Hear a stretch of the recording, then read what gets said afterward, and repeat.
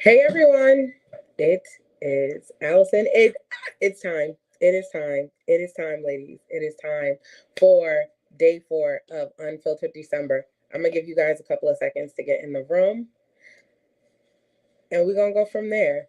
I'm super excited for today. When you come in, say, "Hey, let us know how you're doing. Let us know how your day is going."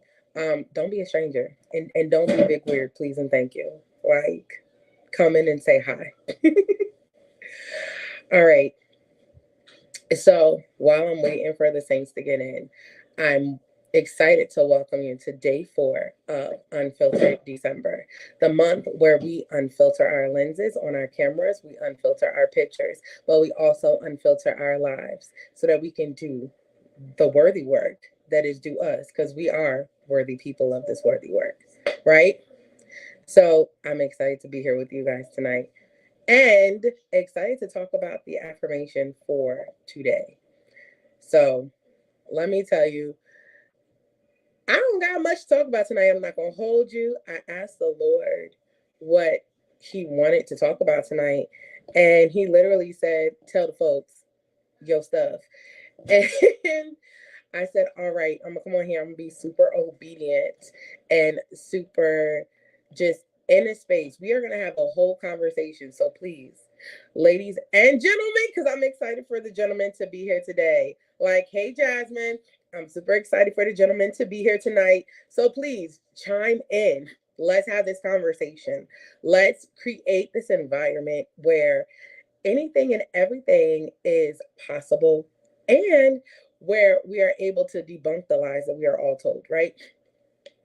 So, yeah, PP, I see you. Hey, Jabrea, I see you guys. I hope you guys are having a good day 4. It's Monday, but it's day 4, right? So, let's get to talking about it. So, before I tell y'all what the affirmation is, because I kind of just slid it in there earlier. Hey, Rochelle, I slid it in there earlier, but before we get into what it is, let's talk about the background of how this affirmation popped in my lap, right? So lately, like the Lord has been taking me on the meanest journey. And when I say the meanest journey, it's been a journey of rediscovering, but also a journey of breaking down those things that I thought were here to stay forever and they're not. So in this process, I have been going through a lot of like difficulty just being okay with the way life is and being okay with the way that the Lord is guiding my life. And so I've had a lot of, but Jesus, what's up conversations, right? And everybody who's a believer have had at least one, but Jesus, what's up conversation, right? So in the process of me having this conversation with the Lord and explaining, like, I'm here, I'm trying, I'm pressing, like I'm doing the work, like I'm following all the steps, but I'm not seeing anything.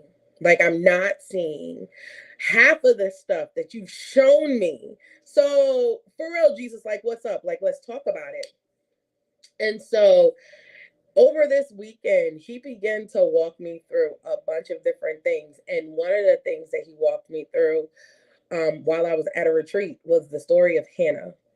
And so while I was walking through the story of Hannah and listening to just everything that Hannah went through, and for those who don't know, I'm going to give you like the quickest synopsis. All right. Just so that we can all be on the same page. Hannah is a woman in the Bible, of course. Hannah wanted a baby. Hannah couldn't have a baby. The Lord closed up Hannah's womb. And so what ended up happening was Hannah's husband went and got himself another wife. And so when his other wife, he married Penina, that's her name. When Penina came along, it ended up being this whole thing of Penina just started popping out kids left and right. Like, what was that about? But okay, Jesus, like, I'm still like reading through the story. So she's popping out all these kids, and her husband is going to make a sacrifice on behalf of his family. And he's making these sacrifices for Penina and her kids, and he gives Penina a portion. But then he gives Hannah a double portion because she doesn't have kids.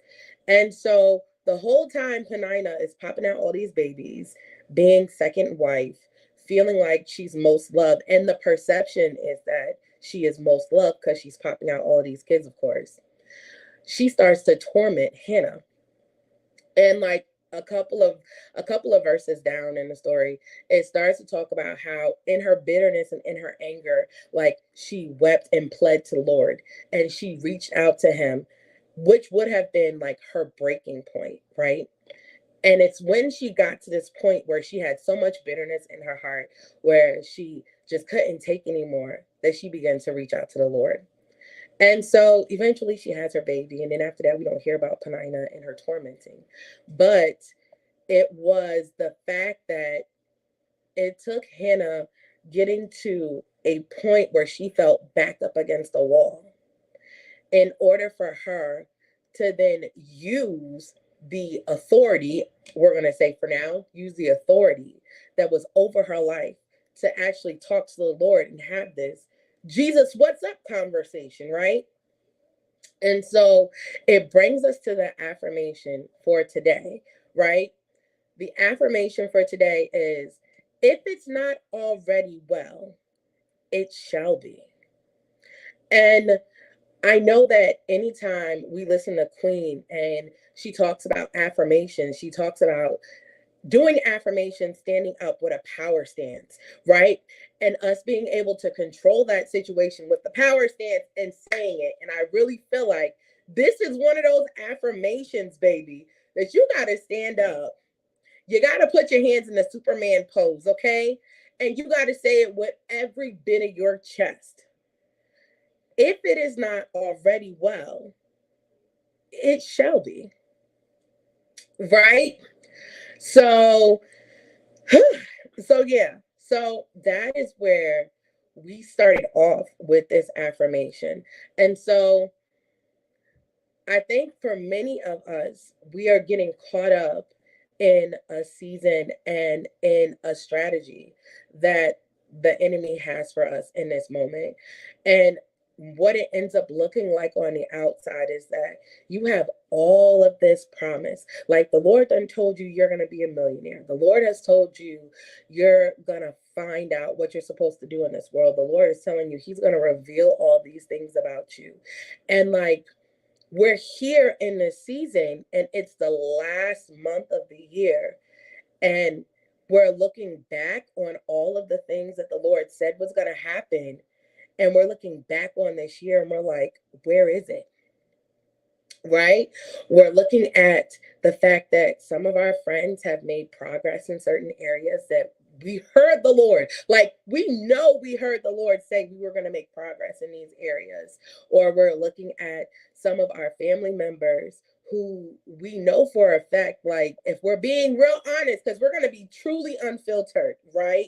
We're looking at some of our family members who we either don't think they deserve it because of some things they've done in their life. Ooh, if I'm down your street, yes. Or we're seeing people who may not be the best of person that we perceive, live a life that we want to live. And we're out here trying to figure out what's up, right? We're out here trying to figure out like what's going on. I'm putting in the work. And for many of us, we have like hope deferred, or we have hope that has now, we've put hope, or we've had hope in so many things happening this year, and we haven't seen any of it. And we're sitting here in December, sad and sick because we don't understand what's happening. And we don't understand how we even got to this place. And we don't know how to get out of it. And so, what the Lord had dropped to me was very simply that this affirmation is great because it's a declaration, but the affirmation is greater when we break it down, right? The affirmation is greater when we break it down. So if it is not already well, right? We know if to be a conditional clause, and it's a bunch of different conditional clauses. Like it's a zero condition where it's definitely going to happen first, second, and third. But for this one, Like, if it is not already well. Conditional clause, like conditional clause meaning something that could likely happen or will likely happen depending on the process of the time, right? So if it is not already well, I have to think about what that sounds like. Then I have to be able to then say the other half of it, it shall be, right? For many of us, it's hard for us to functionalize and even see the it shall be of if it's not already well. Because for many of us, we feel like it's not well. For many of us, we don't understand that what we thought was well was actually not for us. Or for me, like the Lord told you something crazy and you didn't know what that functionally looked like for you. Like earlier this year, I heard the Lord in our time together tell me that He was going to make me stable in instability. And when He said that thing, I'm like, okay, Lord, but what does that mean? And like He got quiet. It was the only thing I heard was that He's going to make me stable in instability. And so I received it and I accepted it. And I was like, whatever you want to do, Lord, like I'm down for the count because my life like will always give you glory. My life will always be what you want it to be because that's what I said yes to. And so the Lord doubled down on that so much so. He doubled down on that.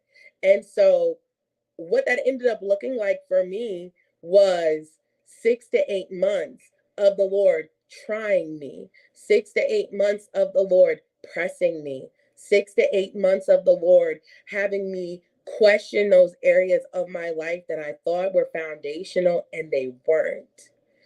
And it looked like on the outside, sleepless nights. It looked like crying. It looked like being angry. It looked like being frustrated with my temporary places and thinking those temporary places were permanent.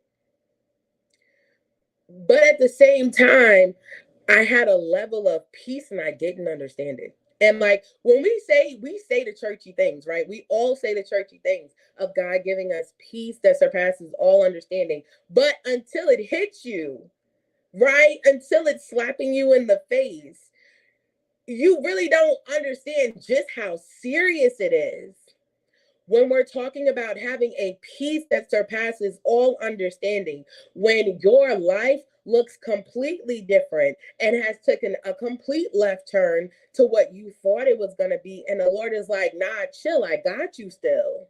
Like you're still in the will, you're still in the way. And having to work through like what you thought was the plan and the Lord telling you, no, that was your perception of my plan, not my plan. And what it looks like to really allow the Lord to move through your life in a manner and in an area that gives him full reign and control to work however he wants to work, and you truly not having any type of knowledge or say. You're walking in the fog literally with a rope around your waist and that's the only thing you have, but you know that you're kept and you're safe, right? And so looking back on it, I see how I was pushed into a corner and how the Lord had to use everything that has happened this year, how He has taken each and every single frustrating moment, how He has taken each and every trying moment, how He has taken each and every single solitary tear that I have cried this year in contemplative moments, and He has taken them and made them into stability in instability. But it wouldn't have worked unless I allowed the process to work. So for many of us, we can't see the it shall be because we haven't allowed the process to work. And if it is not already well. And the process has a protection of peace in it if you allow the work to be done. But in order for us to allow the work to be done, it's going to take us being shattered. It's going to take us being broken. It's going to take us in all of our foundational thoughts that we thought we had. It's taking all of those and throwing them in the trash. Because even when we think about the simplistic things that we know, like the things that we talked about in school, like gravity and H2O and molecules, like even when we think about those simplistic things, we still do not take into account that we had a God that when he said, let there be light, and when he decided that he was going to separate the water from the land, that he decided to make gravity in that moment, and he decided to make the molecules come together and commanded them to do what they needed to do so that the water would no longer hang out in the air but also be down, and then make it so that it would stay down by creating gravity. It's understanding the complex nature of the simplistic things that the Lord has given us, and then being able to see how he decided to allow these things to occur for everything to end up being okay for us. Like, we're talking about a God who made not just our lungs, not just our body, but he literally made an atmosphere for us to inhabit that was inhabitable for us to be able to breathe.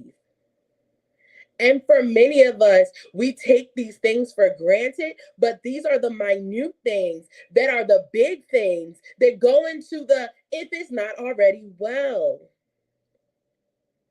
And so even in our trying times, we have to figure out, like, how much are we willing to die to ourselves and to die to our understanding, to die to our flesh, to die to sacrifice what we think we know, to kill our pride, to let go of our shame, to be able to usher in this new understanding so that it shall be can be done. So, yeah, guys, I had to take a second. I have to take a minute to breathe that in myself. So, while the Lord was showing me all of this weekend, and we were knocking down the things that came to torment me, and like I know TK has talked about this herself, and talked about the suggestive thoughts and how we have 14,000 neurons and 14,000 suggestive thoughts that come at us every day, and even submitting those to the Lord. The Lord is coming to even attack that and attack our way of thinking and our way of understanding stuff. But he can't do any of this work if we don't allow him to. And if we're not going to allow him to, then it's going to be harder for us to get to the it shall be. In order for us to be able to understand that even in what many of us perceive as it is not already well, in order for us to understand actually that it shall be is already in that moment, we have to allow the Lord to do the restoring work in our mind. Because the reality is, if we're thinking about everything that makes this moment not already well, it's us looking at and seeing the things that we and like our fleshly perception.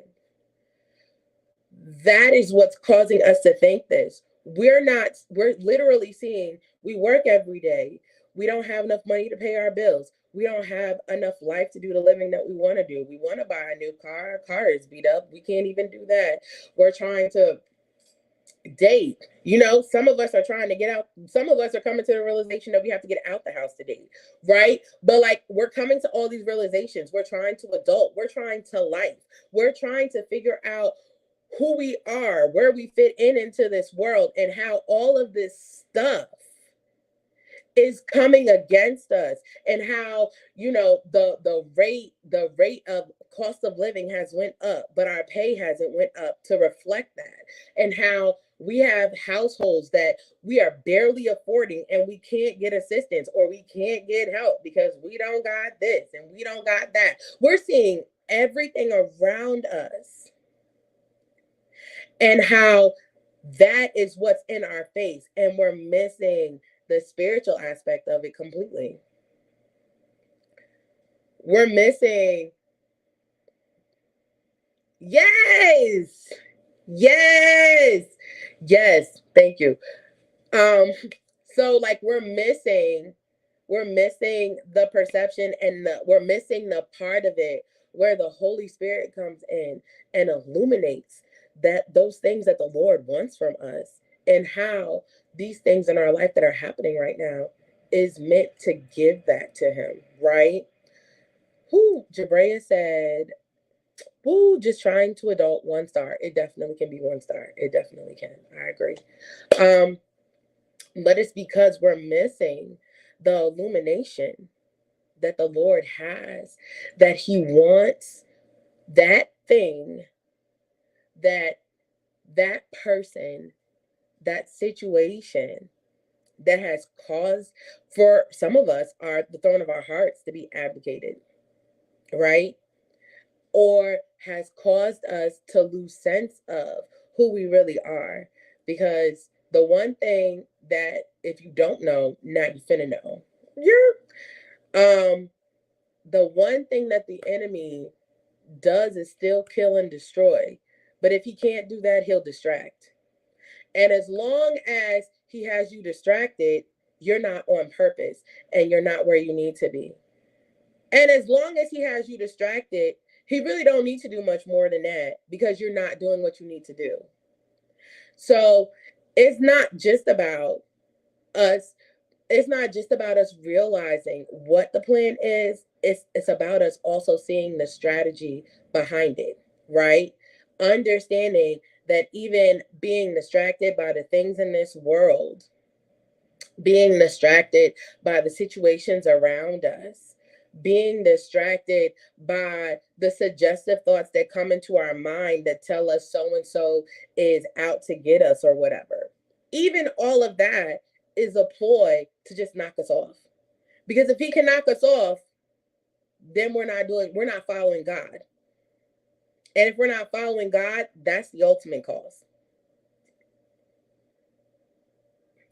So it's understanding that subjection of mind and recalibrating of will is what's going to help us find that it shall be faster than anything else. It's understanding that even though people are in my face or they're talking about me or they don't understand me or they don't get me or whatever else it is, it's understanding that even in those situations, submitting our fleshly thoughts or submitting our humanistic thoughts, I'll say, back to the Lord for him to take them thoughts, put them in a place, and to give us the right thoughts is what we need to do. And if we're not doing that, we're going to be stuck in a rotating cycle for years, like the children of Israel. Like, if you look at the historical context with the children of Israel being brought into their promised land, it really should have taken them, I think it's like 7 to 10 days. But because they got stuck and distracted in their own mess and in their own perception of things, they was big mad that they would rather go back to their slaver, their captor, instead of being free. And it cost them 40 years. And for some of us, if we aren't careful about letting these distractions in, letting this stuff get us where we aren't supposed to be, knocking us off, this whole portion of us not feeling like we are where we're supposed to be, and it was only supposed to be a season, can last years. And so what do you do when you come to the end of this road and you realize that this season should have been up 6 years ago and it's not? what do you do? How do you bring yourself back on track? How do you find yourself in a place where you're reconnected? And for anybody who is feeling this, because I promise you, I ain't come up here with nothing on my mind. This is all the Holy Spirit. If this is you and you're trying to figure out how you can no longer be consumed by the things that should not have consumed you. Oh, look at that. Look at that. See, I love it when we on one accord. The saints be on one accord. Okay. How do you get back from this, right? And the answer literally is to submit, right? Submit your humility, submit the shame, submit to the pressing. Because as much as we say, like, we're not going back, we're not doing this, the Lord is a gentleman and he's not playing with us in this season. Yes.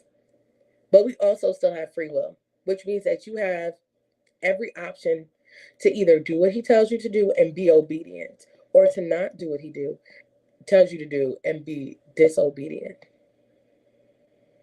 But submission to obedience is always going to be the first step.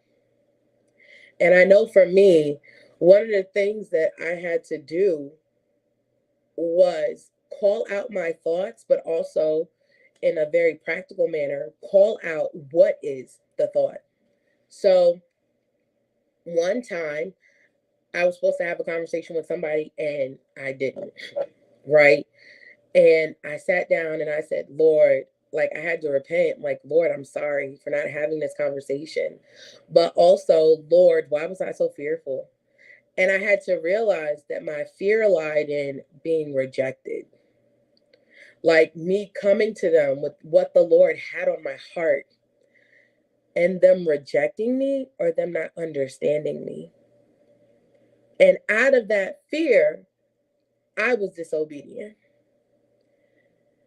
And so the prayer for that season had to be, Lord, whatever fear has on me, like, help me to be bold enough to come forth with what I need to do. Whatever the suggestive thought is about being rejected, whatever the suggestive thought was about not being who you called me to be, whatever the suggestive thought was about not being equipped, Father God, take them thoughts away. And like, I'm submitting my mind to you for you to renew and restore my mind. And every day I'm asking you to renew and restore my mind so that I can do what you've called me to do. But it wasn't until I started getting to the root of it that I was able to then carry out the last part of actually going and doing what he said. Because the reality is, like, everything that's happening right now in our life, the Lord has predestined it and he's allowed it to happen. So even with us thinking that it is ghetto, even with us thinking that it is not what it needs to be, there is something here. There is something in this moment, something in this season, something in this month, something in this year, something in the strategy that is meant for us to grab. There is a tool in our toolbox that we already have that will help us in this. And the Lord now wants us to use it. So we can either use a tool or hit the brick wall. And there's only but so many times we can hit the brick wall and say that we didn't know. So let us not be ignorant to the things that the Lord has for us. Let us not be closed off to the things that the Lord wants for us to do. Because on the other side of it is not already well, we have a it shall be. We have the it shall be that the Lord has for us. And even with Hannah's story, at the end of it, well, not the end of it, but like closer to the end of the story, the Lord literally remembers Hannah. And that's that's literally a big part of the story, because for the Lord to remember you is not a small thing, but it also shows his favor towards you. And the Lord, like, if you go back and you look at his track record in the Bible, when the Lord remembers you and you have that type of favor over your life, like nothing is impossible on a regular day with the Lord. Let's just be real frank and honest. Nothing is impossible. But on the days where you feel the favor of the Lord, you see your seed multiplied in the earth, right? You see your seed multiplied in the earth. You'll start to see double and triple harvest. You'll start to see things that you wasn't even thinking about, baby. And so don't allow the moment to slip by without you being able to see what you've planted and see the fruit of that. Jasmine says, I just want to say that my eyes want to see more, but it's really my heart needs to just get into understanding. Jasmine, I love that. So I totally understand that, and I can agree with that, because it's very hard. Like, it's hard sometimes for our hearts to catch what our mind already knows, right? We can have it set in our mind that this is what's going to happen, but sometimes our heart has a hard time fully believing in that. And I think when we have those, not I think, I know, when we have those types of situations with the Lord, that's where we really talk about, like, not leaning to our own understanding. We talk about not leaning on what we know, because sometimes our faith, like, we all have a measure of faith. We all come with a certain measure of faith, and the Lord is going to meet us where we are with our measure of faith. Sometimes it's just us not leaning to our own understanding and putting our faith there, like literally just telling our heart to align with what we know. And even if we can't do that, there are so many scriptures that back up the true nature of God. There are so many scriptures that back up a true understanding of God. Because that's all that needs to happen, is that we just need to have a different understanding at that point. So we go to the place where we can find that understanding. We go to the place where we can find that knowledge that we need, so that we can knock down whatever misnomer it is. Sometimes it means having some level of personal deliverance, where that area where we are having an issue within our understanding comes from a place of disappointment, or a place of, what is in my eye, Jesus? Okay, don't do that. A place of disappointment, or a place of frustration, or a place where we trusted God before and nothing happened, or what we didn't, or what we perceived, or what we wanted to happen didn't happen. And it's just an understanding of whatever it was. It either was one of three things. It either happened and we didn't realize it, it was a no for our protection, or it hasn't yet come to pass. And it's allowing God to set that new thing in us, to set that new foundation in us, to set that new understanding in us. Because what I know, and I'm speaking directly to Jasmine at this point, because I love everybody, but this, yeah, like, what I know about you, ma'am, is that understanding that the Lord has for you is meant to take down kingdoms and systematic things. And I'm gonna text you the rest later, because we on live, and I'm gonna get back to the saints. But having that understanding will definitely help us out and help us to trickle in and have a new thought for ourselves. So if it is not already well, it shall be. Take out the conditional clause, right? Understand that even in this moment, if you do not see it as well, You need to submit your mind to understand that it already is well. And the shall be portion of this, yo, this is what I be talking about. The enemy be trying with my eyeball right now. Anyways, if it is not like that portion of us that thinks that it's not well right now, it is. It's there.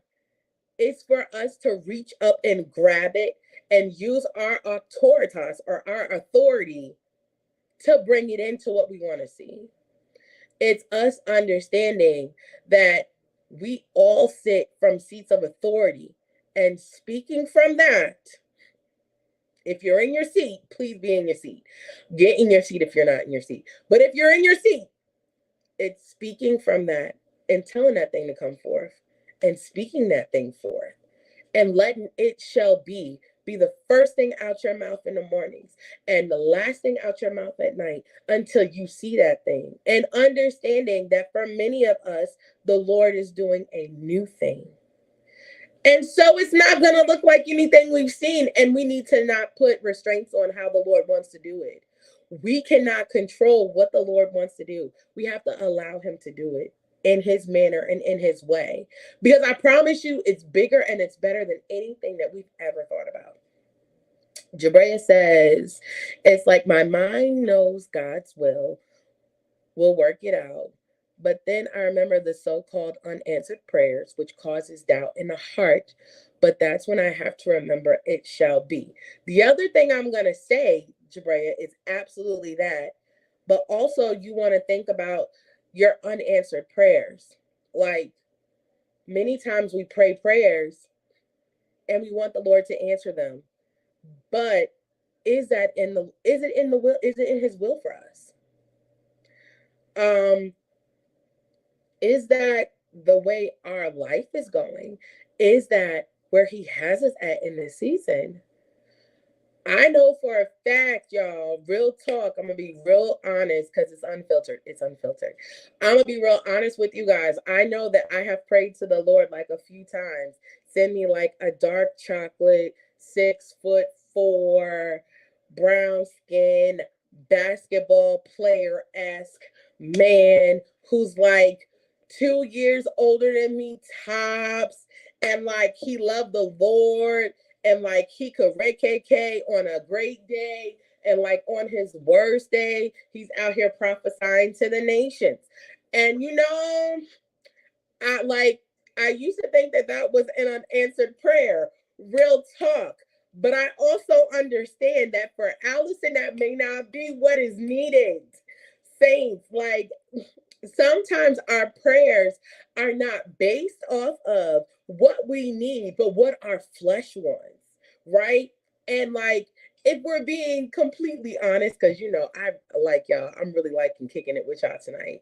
But like some of our conversations or some of our prayers, because prayers are conversations with the Lord, some of our conversations are also rooted in trauma that we've had in our lives. And so we're asking God for these things because we don't want what we already had. Like we know what we don't want because we went through it already. So we're going to pray the opposite prayer of that, right? And then we're going to pray that the Lord gives us that because we know what we don't want. So we obviously must want the opposite of what we don't want, and that's what we're going to pray to the Lord.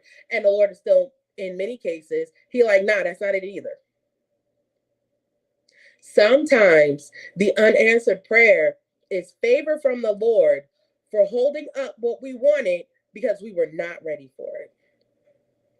Sometimes the unanswered prayer is just a no, and we didn't want to hear it. Or we were so busy talking to the Lord that we didn't listen to him when he said no, and now we think these are unanswered prayers. So like I would literally encourage all of us to go back into our unanswered prayer box and have a conversation with the Lord, like a real conversation about, is this an unanswered prayer? Is this a not now? Is this a no? Is this a girl you was playing when you said it? Is it rooted in trauma? Is it rooted in pain? Is it rooted in a religious understanding and not a relationship understanding? Like, these are the questions that we should be asking.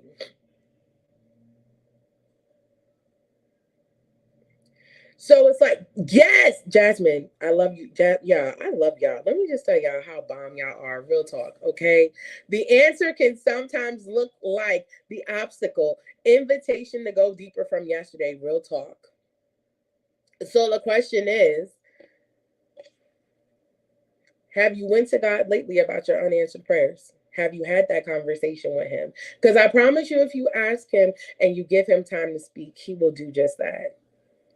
And he will answer each and every question you got. Now you may have to look through some scriptures. You may have to get a new understanding. That may be the invitation. And so if you're willing to do the work, you'll always get an answer. So yes. So let's shift our focus. Let's shift our understanding. Let's do the work. Um, let's let's allow the Lord to work his process instead of ours. So one of the worthy works that I'm gonna have, well, I'm assigning for you guys, is to literally take the limits off. Because the reality is, many of us have restrictions. And sometimes those restrictions restrict the Lord. And we want to give him room to move however he wants to move. And like the song that's literally coming to my head, is the song by Israel Horton. And it literally goes, no limits, yeah, no boundaries. I see increase all around me. Stretch forth, break forth, release me, enlarge my territory. Right? And we want the Lord to do just that. We literally want him to enlarge our territory. But before he can do that, before we can do anything, we have to take the limits off. We have to take the boundaries off. Right? We have to allow our heart to believe whatever, in whatever way, and allow our mind and our heart to be in alignment with what the Lord wants for us. Right? Hey, CC. Okay, I'm sorry. We gotta allow the Lord to. We literally have to let the alignment of our body be in alignment with our spirit, man. And then from that alignment, we have to be able to let him do whatever so that we can stretch forth and break forth. Because he's not going to release us and enlarge our territory if we still trying to tell him how we want things done. And he's not. We may want it, but he's not. And if you think that comment wasn't for you, it probably was for you. Just real quick, we have to give him room. We have to. If it's one thing that the Lord does, is he shows us vision, but vision in itself is a process, right? He shows us the end result, but he never shows us what it takes to get there. So I don't want you guys to think that just because the Lord showed you, you are going to be a millionaire, or you're going to have 16 cars, or he showed you walking into the house of your dreams, or meeting the person of your dreams, or the person, let me backpedal. The person whose heart is after his heart for you, because that's who you really want. Okay, maybe he showed you that you were going to meet that person, or maybe he showed you that he was going to bring your family back to him. That's the end result. He didn't tell you how many steps it was going to take to get there. He didn't tell you how many times you were going to have to get broken and crushed to get there. He also didn't tell you how many times he was going to have you do things that didn't make sense to you for you to get there. He just showed you the end result. And so for us to believe that because the Lord showed us something, that it should come automatically is slightly disrespectful to the process that he wants to take us through. We don't know how many lives we're going to impact with the things that the Lord has given us. We know we have lives connected to us, but we don't know how many. We don't know where they're at. We don't know what they're doing. And so for many of us, we're thinking about these things and we're thinking about them in our local area, doing what we're doing now. And the Lord is like, nah, I'm going to take you to London and put you up over there, or like blow our minds with the things that are not on our minds. But he can't do these things if we're so caught up on the end result and not the pieces in between, not the strategy in between, not the consecration in between, not the sacrificing in between. Because the end result is only as good as the process as it is to take us to get there. Because the process is what's going to mature us. The process is what's going to hone in on our stuff. The process is what's going to change us. By the time we get to it shall be, we should be thinking about how we're going to maintain it. But for many of us, we're so stuck on that we're missing all of the stuff that the Lord is doing in these seasons where we're thinking that it's not already well. So to change the perception of our mind, we have to change the understanding of the integrity of our Lord. To change the perception of our mind, we have to change our level of trust in the Lord. And to change the perception of our mind, we have to allow death of our mind so that we can then come back greater with our mind in the Lord. Yes. So that is your homework. It's time to change our minds. It's time to shift them. And it's time for us to get into alignment for the things that we need to do. Because many of us got stuff to do.